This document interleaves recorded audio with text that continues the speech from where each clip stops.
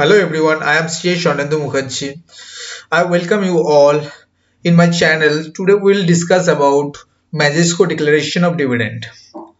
So basically हम लोग discussion ये करेंगे कि मैजिस्को ने जो 974 रुपीस का जो डिविडेंड डिक्लेयर किया है तो वो क्या हम लोगों के लिए फायदेमंद है, क्या हम लोग को मैजिस्को खरीदना चाहिए या फिर बेचना चाहिए।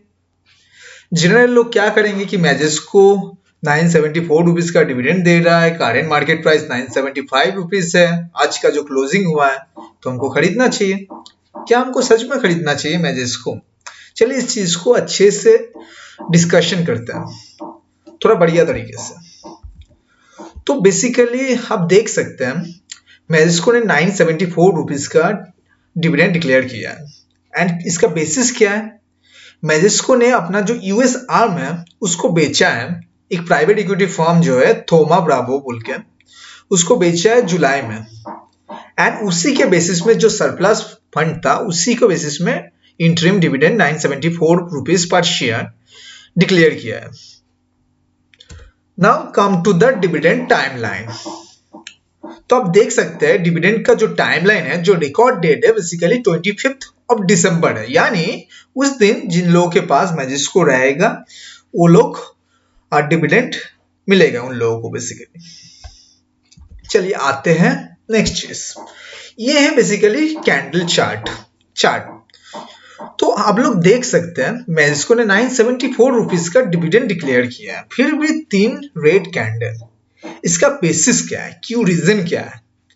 आज आप लोग देख सकते हैं 976 में ये क्लोज हुआ है, बीच में इसका वैल्यू 100,000 के ऊपर चला गया था, फिर भी ये 976 में नीचे आ गया। इसका रीजन क्या है? जनरली क्या होता है, अगर 974 का अगर डिविडेंड डिक्लेयर कर रहा है, सब कुछ सही रहता तो लोग तो बाई करता और इसका वैल्यू और ज्यादा बढ़ जाना चाहिए था। फिर भी ये 3 रेड कैंडल क्यों? इसका रीजन चलिए बात करते हैं क्यों है। बेसिकली इसका रीजन हम लोगों को जानना है तो हम लोगों को डिविडेंड के ऊपर जो इनकम टैक्स क्या बोलता है वो हम लोगों को समझना होगा। इसका स्टार्टिंग 1997 में आया था, जब फिनेंस एक्ट उस टाइम आया था फिनेंस बिल के रूप में। उस टाइम बोला गया था जो डिविडेंड डिस्ट्रीब्यूशन टैक्स है वो कंपनी को देना पड़ेगा, तो शेयर होल्डर के हाथ में जो डिविडेंड मिलेगा वो एग्जेम्प्ट रहेगा। अब 2017 का जो फाइनेंस बिल आया उसमें बोला गया था कि भाई 10 लाख के ऊपर का डिविडेंड इनकम जो भी होगा उसमें सिर्फ टैक्सेबल आएगा वो, यानी वन एनुअल ईयर में अगर 10 लाख से ज्यादा डिविडेंड इनकम आता है तो टैक्सेबल आएगा। अब come to the 2020 finance bill, उसमें बोला गया भाई डिविडेंड डिस्ट्रीब्यूशन टैक्स जो है वो एबोलिश्ड हो गया। तो फिर क्या होगा, डिविडेंड डिस्ट्रीब्यूशन टैक्स एबोलिश्ड हो गया तो अब बात है डिविडेंड डिस्ट्रीब्यूशन टैक्स एबोलिश्ड हो गया है, यानी शेयर होल्डर के हाथ में वो जो इनकम आएगा डिविडेंड का वो टैक्सेबल हो जाएगा। यानी समझ लीजिए कोई सबसे हाईएस्ट टैक्स ब्रैकेट में आता है तो उनका केस में क्या होगा, 974 रुपीज में अगर कोई डिविडेंड मिलता है एक शेयर में और उसका हाईएस्ट टैक्स ब्रैकेट है तो उसको लगभग 300 रुपया का तो नॉर्मली चला गया टैक्स, यानी उसका हाथ में क्या रहेगा, 600-650 रुपया पड़ रहेगा। तो अभी भी आपको लग रहा है खरीदना चाहिए टैक्स देने के बाद भी। चलिए इस चीज को भी अच्छे से हम लोग डिस्कस करते हैं क्यों नहीं खरीदना चाहिए।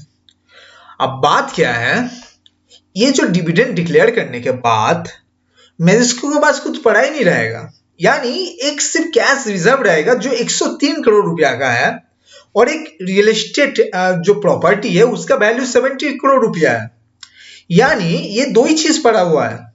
अगर हम ये लोग डिविडेंड डिक्लेयर कर देता है 103 करोड़ का कैश पड़ा रहता है और 70 करोड़ का रियल एस्टेट प्रॉपर्टी पड़ा रहता है, यानी वैल्यू खत्म, कंपनी का कुछ वैल्यू नहीं रहा इन शॉर्ट। तो क्या ये सेंसिबल डिसीजन है 976 में खरीद के, अगर उसका वैल्यू कुछ नहीं रहता, ऑब्वियसली शेयर का वैल्यू तो जीरो हो नहीं सकता, 5-6 रुपया में आप बेचे। कोई लोग बोलता है कि भाई शॉर्ट टर्म कैपिटल लॉस हम लोग सेटअप कर सकते हैं शॉर्ट टर्म कैपिटल गेन के ऊपर, लेकिन क्या ये सेंसिबल है? आप खुद सोचिए। हम लोग 974 रुपीज का डिविडेंड लेते हैं, उसके ऊपर 600 650 रुपया हम लोगों को फायदा होता है। चलिए 25 तारीख तक हम लोग अगर लेते हैं तो फायदा होता है 600 650 रुपया आफ्टर टैक्स। ओके, नाउ जब इसका खत्म हो जाएगा 25 तारीख, तब क्या इसका शॉर्ट जो लॉस होगा, यानी अभी 976 रुपीज है, तो ऑब्वियसली ये नहीं रहने वाला, और ये लुढ़क के मेरे ख्याल से 10-12 रुपया ऐसा पड़ा रहेगा। कोई फायदा है क्या? मेरे ख्याल से तो नहीं है। आपके हिसाब से दूसरा कोई लॉजिक है तो कमेंट सेक्शन में जरूर डालिए। मैं सिर्फ यही बोलना चाहता हूं, आप लोग अगर इन्वेस्ट करते हो इसके ऊपर तो बहुत सोच समझ के इन्वेस्ट कीजिए। और ये जनरल ट्रेंड से भी आपको समझ में आ रहा है, ये जो रेड कैंडल दिख रहा है ना, इसी से हमको समझ में आ रहा है क्या चल क्या रहा है।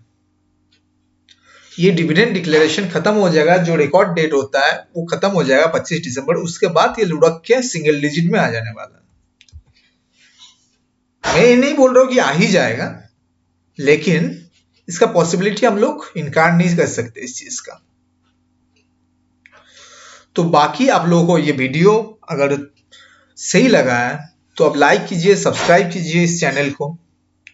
और आप लोगों को नया कोई वीडियो देखना है, किसी टॉपिक के ऊपर बात करना है, तो प्लीज हम लोग कमेंट सेक्शन में बताइए, हम उसके ऊपर वीडियो बनाएंगे और उसको प्रॉपर तरीके से डिस्कशन करेंगे। And thank you very much for your time. Have a good day.